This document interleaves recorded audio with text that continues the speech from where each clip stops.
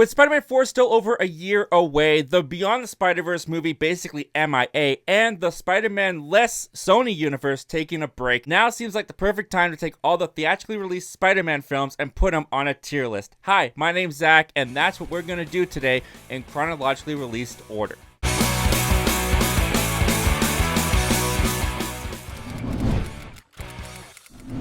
And with that said, we're going to kick things off with Sam Raimi's first Spider-Man film, the movie that is credited for giving us the Marvel Cinematic Universe and the comic book boom that we're living in to this day. And when it comes to the first Sam Raimi Spider-Man movie, I'm not even going to bury the lead here. This goes up in the amazing category, where Sam Raimi is such a fanatic of the Spider-Man character. He had so much passion behind this project. He's able to take the comic book origin of Spider-Man and translate that perfectly onto the screen. You got a great lead in here with Tobey Maguire as Spider-Man. I've always loved how Sam Raimi takes this film and splits it up into two parts, where the first hour of this is that origin story of Peter Parker in high school dealing with the spider bite and getting his powers. You move into the back half, the second half of the film, and it's the Spider-Man journey. It's the Spider-Man heroics happening in the big city of New York. Along with Tobey Maguire, you've got Willem Dafoe in here as the villain of the Green Goblin, hamming it up for the screen, doing a great job. The corniness and the campiness of this film does give it a distinct personality. It may date it just a little bit, but for me, it always is just so much fun to revisit. And yeah, this also has some nostalgia attached to it, because this is the first Spider-Man film that I saw that got me loving the Spider-Man character. This is my comfort type of food when it comes to watching movies. If I'm sick, if I'm having a bad day, I pop on Spider-Man 2002. It makes everything go away, makes it all better. But for me, regardless of all that, this is still an amazing Spider-Man film. And before we move on to Spider-Man 2, I don't want to just be the only one having fun here. So comment down below how you would rank the Spider-Man films and the Spider-Man adjacent films in your own tier ranking list. And with that said, let's move on to Sam Raimi's Spider-Man 2. And like many people, I'm someone who prefers Spider-Man 2 over the first Spider-Man movie. So for that reason, this is going up in the amazing category ahead of Spider-Man 2002. What Spider-Man 2002 did was give us the how Peter Parker became Spider-Man. What I love about Spider-Man 2 that Sam Raimi does is it gives us the why Peter Parker is Spider-Man, where the entire movie just beats Peter Parker to a pulp. His life is going horribly, all because he decides to be Spider-Man. And the whole movie examines the character of Peter Parker, of why he's the hero, why does he do the Spider-Man thing when it makes his life so miserable, and exploring why Peter Parker would choose to make his life so miserable by being a superhero, not being able to get the girl, not being able to keep a job. On top of all that great character work with Peter Parker, they also introduce a brand new amazing villain in Alfred Molina's Doc Ock, a tragic character fall from grace, but he does get his redemption by the end of the film. The movie is also bigger than the first one. The effects are better than the first one. The action is better than the first one.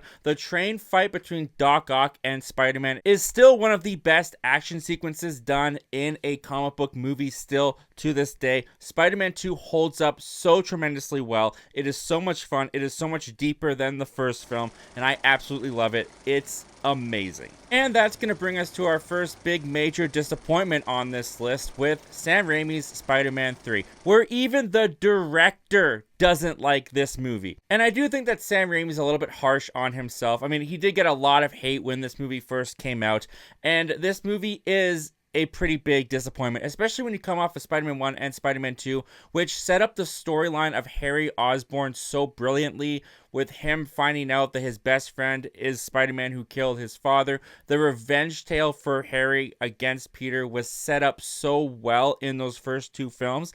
When you get to Spider-Man 3, that's got to take a back seat to all these other villains coming in, Sandman and Venom. Of course, the studio wanted Sam Raimi to include Venom into this film, even though Sam Raimi had no idea about the character, wasn't a fan of the character. And you can just feel that when you watch Spider-Man 3, that Venom is so shoehorned into this movie. And it also makes this movie completely tonally inconsistent, where one scene you have Harry Osborn and Peter Parker having a vicious to the death fight where Peter Parker throws a bomb into Harry's face, and the next scene he's dancing down the street like a goofball. So much has been said about Spider-Man 3, and it's not that great of a film. But even with that said, with my nostalgia attached to it, I think that Spider-Man 3 is fine. I don't think it's terrible. I don't think it's that great, but there are some redeeming qualities to it. The Sandman birth sequence in this is fantastic. The action sequences in Spider-Man 3 are the biggest of the trilogy. The final battle between Harry Osborn, Sandman, and Spider-Man at the construction site trying to save Mary Jane. I always get a kick out of that. I always have fun with the action in this film. The story has a lot of issues. There's way too much going on, but it's a perfectly watchable film. Just a very underwhelming and disappointing end to what could have been a fantastic Sam Raimi Spider-Man trilogy. Which means we're now at the first of our reboots with The Amazing Spider-Man. You know, this is my hot take on the channel, that this is in fact my least favorite of the main Spider-Man films, but it's also not a bad movie. So The Amazing Spider-Man is going to go into the fine category. My issue with The Amazing Spider-Man has always been, I think that Mark Webb was more focused and interested in making a romance film between Peter and Gwen than he was in a Spider-Man film. I feel like a lot of elements of the Spider-Man origin story here are fumbled horribly. When it comes to the great power with great responsibility speech by Uncle Ben, they make it such a word salad that the words never feel like they fully impact Peter in the way that they should, for that being his main motivation to be Spider-Man. He believed that if you could do good things for other people, you had a moral obligation to do those things. Not choice, responsibility. The way Uncle Ben dies in this is pathetically stupid, going after the gun of a criminal standing right in front of him. I don't really like the villain of the Lizard. I feel his motivation is completely unwarranted and unfound, where I like Dr. Connors wanting to grow his arm back, but then when he's the Lizard, he just inexplicably wants to turn everyone else into lizards. And even the whole journey of Peter Parker becoming Spider-Man, I feel is so unclear as to why he does want to be Spider-Man by the end of this film. I just feel there's so many Spider-Man core elements of this film that are handled poorly, but you still have a fantastic lead in here with Andrew Garfield, who always gives 110% and a great performance. Emma Stone in here as Gwen Stacy is great. The chemistry between the two of them is phenomenal. They definitely outdo Kirsten Dunst and Tobey Maguire in every way possible when it comes to the romance story and the chemistry in this film. But when it comes to Spider-Man movies that I want to throw on to sit back, relax, and have a good Spider-Man time with, The Amazing Spider-Man doesn't get thrown into the Blu-ray player all that much. Another hot take incoming with The Amazing Spider-Man 2, which I'm going to put in the fine category as well, but above both The Amazing Spider-Man and Spider-Man 3. To a lot of similar reasons to Spider-Man 3, this has a lot of issues in it, where Sony once again got the director to put way more into this movie than they wanted to put into it. They wanted to spin off Sinister Six movies, and thus they have the Rhino in here by Paul Giamatti doing a hammy, ridiculous performance. They've got Electro in here. They've got Harry Osborn turning into Green Goblin in here. They've got setups for the Vulture and other villains in here. And it just makes The Amazing Spider-Man 2 become a scrambled mess at times. But at the same time, this feels like more of a fun Saturday cartoon live-action Spider-Man film than The Amazing Spider-Man does to me, where The Amazing Spider-Man's color grading is so gray and dark, and a lot of sequences take place at night. I love how vibrant and colorful The Amazing Spider-Man 2 is. The action sequences here between Spider-Man and his foes, I think, are handled a lot better than in The Amazing Spider-Man. They're a lot more fun to watch. Emma Stone and Andrew Garfield once again in this movie kill it with the romance, kill it with the chemistry, to the point that this actually has one of the most tragic moments in any, if not the most tragic moments in any Spider-Man film that we've had to this day where Gwen Stacy's death takes place, because of how much Andrew Garfield sells that emotion, and because the chemistry and relationship has been so well defined through these two films. You feel the emotional impact as the audience member as well. Yeah, there's a rabbit trail of Peter Parker trying to find out what happened to his parents that seemingly feels like it goes nowhere and just wastes time. Electro and Harry are not well balanced villains at all in this, along with the relationship drama going on between Peter and Gwen. A lot of issues in The Amazing Spider-Man 2, but for me, it's a more entertaining film than both Spider-Man 3 and The Amazing Spider-Man. I like Andrew Garfield's performance as Peter Parker as Spider-Man. I love the chemistry between Gwen and Peter as always. And I just think that it's more in line with what I expect out of my Spider-Man films than The Amazing Spider-Man. So for that reason, it's still just a fine film. It's not great. It's not terrible. But I think it's better than its predecessor. That's just me.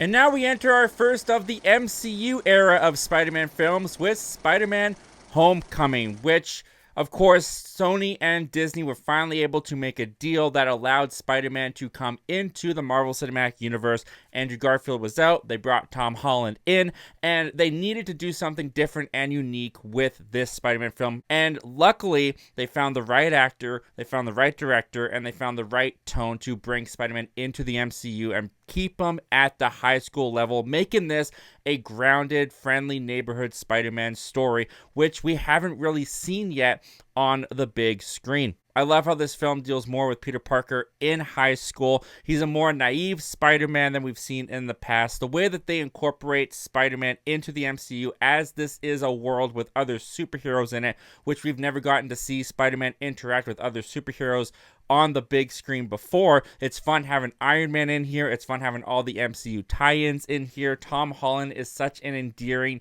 and delightful Peter Parker. They also made the smart choice of skipping over the origin story, so we didn't have to go through that again. I love the Vulture. I love Michael Keaton's performance in this film. Again, as a friendly neighborhood Spider-Man, as a grounded story for Spider-Man. This villain is also a very grounded story, a very street-level villain for Spider-Man to face off against, with Michael Keaton just being an average Joe who got screwed over by Tony Stark. This is a lighter Spider-Man film that we've had in the past. It doesn't go as in-depth with the character as some of the other films do, but bringing this character into a world with established heroes around him, it does have to be different. Peter has to have different motivations, and I think this movie works really well as a Spider-Man street-level story as well as an MCU story. So for that reason, I'm going to put Spider-Man Homecoming in the great category. I love this movie. I constantly revisit it. It's so much fun. Taking us to the first of the Sony adjacent films is Venom. And Venom, when it was coming out, they already made the deal that Spider-Man was in the MCU. They couldn't use Spider-Man anymore, so Sony decided to go and make a bunch of movies focusing on Spider-Man villains. The first one being Venom. There's a lot of people who enjoy this film. I am not one of them. I'm flat out just going to put Venom in the bad category. I'm not saying that there's not things to enjoy with Venom. I do think that Tom Hardy's performance and camaraderie with himself as Venom is fun at times. I like the buddy romance stuff that they throw in here. I think this is a very generic movie. I don't think the villain in here is particularly engaging and interesting with Riot. There's a bunch of elements and storylines and plots in here that are totally underdeveloped, and I'm just not one of those people that when I put on Venom, I have a good time. I'm mostly just frustrated, and it's a movie at times that feels like they're trying to manufacture a so bad it's good movie. A lot of the Sony Spider-Man-less movies feel like they do that, and that's just not something that I particularly enjoy. So I've never really enjoyed Venom. I know a lot of people out there do, but to me, it's a bad movie. But what isn't a bad movie is our next one, which is Into the Spider-Verse. And when this movie was coming out, I didn't pay much attention to it, and I saw this on a whim with my brother because I thought, hey, you know what? This might be something kind of fun and cool to watch. And when I watched this movie, I was completely blown away with just how much fun and entertaining this movie was. Not only did this manage to homage and pay respect, this is basically playing as a love letter to the entire history of Spider-Man and everything that Spider-Man has been a part of, but they also successfully introduced Miles Morales to the mainstream audience while also surrounding him with a bunch of other Spider-Man, but never losing him as the central character. The animation here is innovative and so beautiful to watch. The movie is funny, it is heartfelt, there is so much great stuff, and it's a movie that just clearly loves every incarnation of Spider-Man and makes you love every incarnation of Spider-Man because of how respectful and lovingly they treat every single character here. Now, I'm not as big on this movie as a lot of people. A lot of people think that this is the greatest Spider-Man movie ever made. I don't personally take that opinion, but there is no denying that this movie is great, and it goes right up there in the great category. And swinging back into the MCU, we've come to Spider-Man Far From Home. And this is the Spider-Man movie and one of the MCU movies that for me has aged the worst, where when I first saw this movie, I always had issues with the first hour of it, where some of the jokes don't hit the greatest for me. Some of them are kind of cringeworthy. But when you get to the back half, the second hour of this movie with the Mysterio reveal and the Spider-Man action kicks in, I think that it's a great, very entertaining, satisfying Spider-Man movie. But as I've gotten older, as I've revisited this one, that first hour has always rubbed me a little bit worse, where I feel like the balance of trying to juggle the blip and Iron Man's passing and Spider-Man's feelings for MJ and the Mysterio storyline, I feel like the movie has too many balls in the air and it drops quite a few of them. Tom Holland is always entertaining as Spider-Man. I love Jake Gyllenhaal as Mysterio in here, and the way that they tie his character back to Tony Stark I actually think is pretty smart. But because that first hour is a bit of a drag for me to get through, and there's moments in there that really do rub me the wrong way. I mean, there's a joke in here where a female agent tells Tom Holland to strip off his clothes right in front of her, and I've always thought that that was a very strange joke and scenario to put into a Spider-Man film. It never felt like it fit, and every time I go back, I want to like fast forward through that scene. It just doesn't work for me. The last hour of this, I think, is really, really good. There's problems with the first hour. So for me, Spider-Man Far From Home has become a fine Spider-Man movie. Taking us back to the Spider-Man Less movies and going back to Venom with Let There Be Carnage. And where I think that Venom is a bad movie, I slightly enjoy Venom Let There Be Carnage a little bit more. I think Tom Hardy has more of a handle on the character. I think the jokes and the humor actually resonate and work more for me in this one than the previous one. But what Let There Be Carnage really has the advantage over the first Venom is the villain of Carnage, where you got Woody Harrelson in here coming in, playing Carnage, which is a way more engaging villain than Riot. They're able to do some darker moments and scenes with Carnage in this film that I think are more entertaining and engaging with him as a villain than in the first film. I do think that killing off Carnage at the end of this film sucks, but I enjoy the journey, and I even enjoy the romance comedy going on between Venom and Tom Hardy breaking up in this film. It's ridiculous and goofy, but it's a ridiculous and goofy that actually works for me a little bit better than the first film does. So this is by no means a great or even good movie, but I do find it watchable more than the first Venom, so it's able to ink its way into the fine category, at the tail end of that fine category. But a movie that's more than fine is Spider-Man No Way Home, and this movie is a Spider-Man dream come true for me, where I never ever thought in my lifetime that I was going to see my childhood Spider-Man in Tobey, my middle school Spider-Man in Andrew, and my high school, tail end of high school, coming into adulthood Spider-Man of Tom Holland share the screen. And No Way Home is the movie that made that dream possible and a reality. And I am so grateful, and so much gratitude is given to this movie that they were able to pull that off, and pull that off in a way where there were rumors all around the internet about it. There was some leaked footage of it, but Sony and Marvel never went so far as to market the movie on the fact that Andrew and Tobey were in it, which made it such a pleasant surprise when they showed up, because the internet rumors were so uncertain until you saw the movie itself. The first part of the movie where the villains come in and how the villains come in with the spell and Doctor Strange and Spider-Man, it's a little bit clumsy of a way to bring all the villains in, I will admit, but the fun that that premise provides in the movie is worth it to me to get that kind of clumsy setup. By the time the Spider-Man come in here, here in the last hour of the film. Every time I go back to revisit this film and the Spider-Man are hanging out, I'm always just in awe of what I am watching. Andrew Garfield cracking Tobey's back. They're talking about Tobey having organic web as opposed to web shooters. Like, these are things that we dreamed about and theorized and fan fictioned about, these guys talking about for years, and now here it is on the silver screen. It's real, it's a reality, it's amazing. It goes in the amazing category. I will admit the movie does have flaws for sure, but the joy that it brings to me, it needs to be in that amazing. The fact that they pulled it off is amazing in and of itself.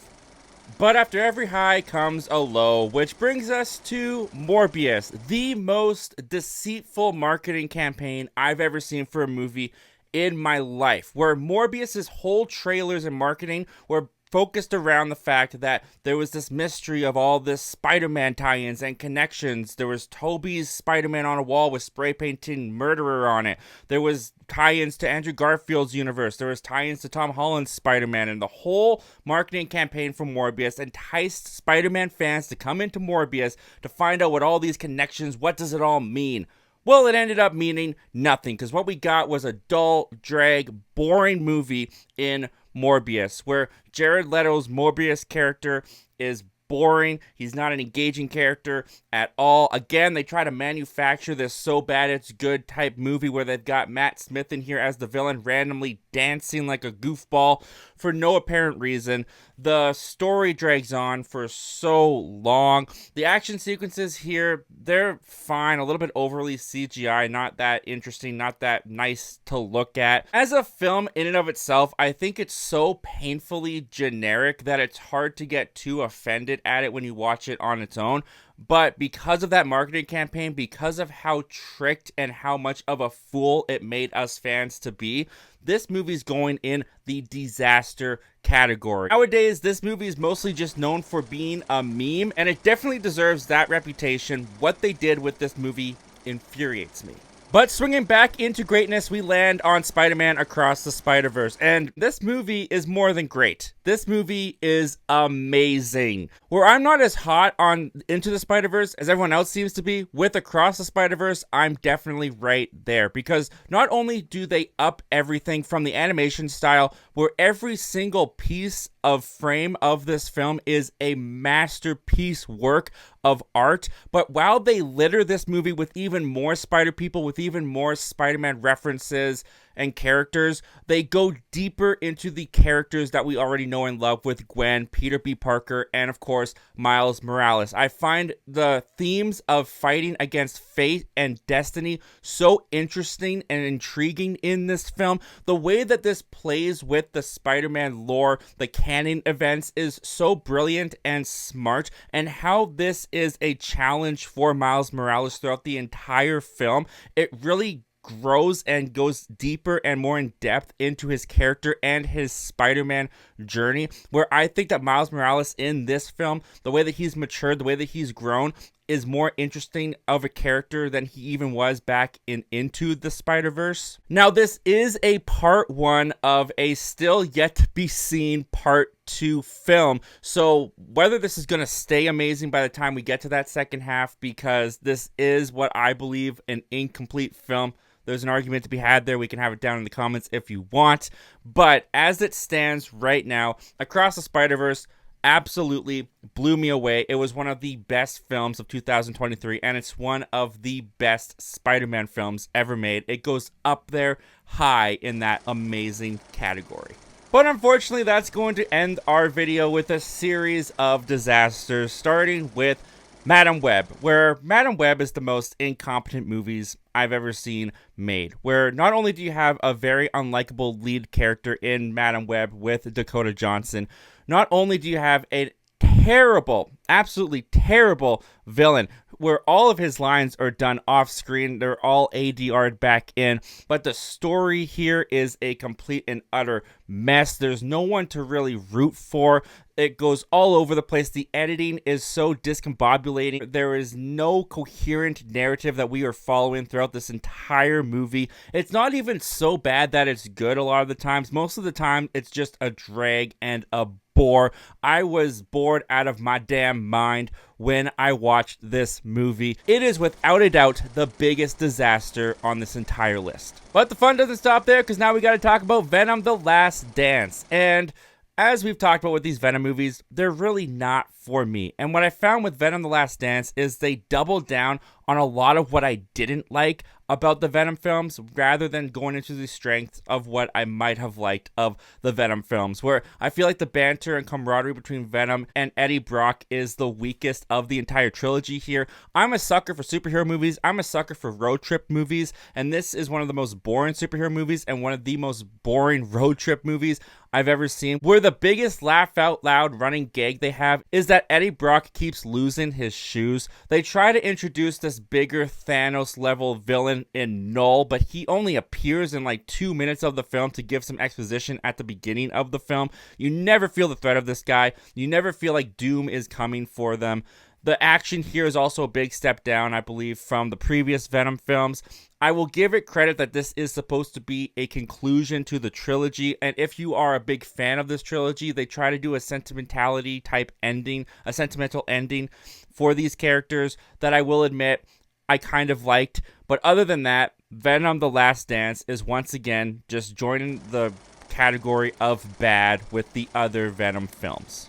And that brings us to our last and final Spider-Man movie, a Spider-Man adjacent movie in Kraven the Hunter, where they actually got a really great actor to play Kraven with Aaron Taylor Johnson in here. You've got Russell Crowe in here playing his father. There are actually a lot of elements that could have made this a really good movie. In fact, the first part of this movie where Kraven's escaping from the prison, it's actually a pretty well handled and helmed action sequence.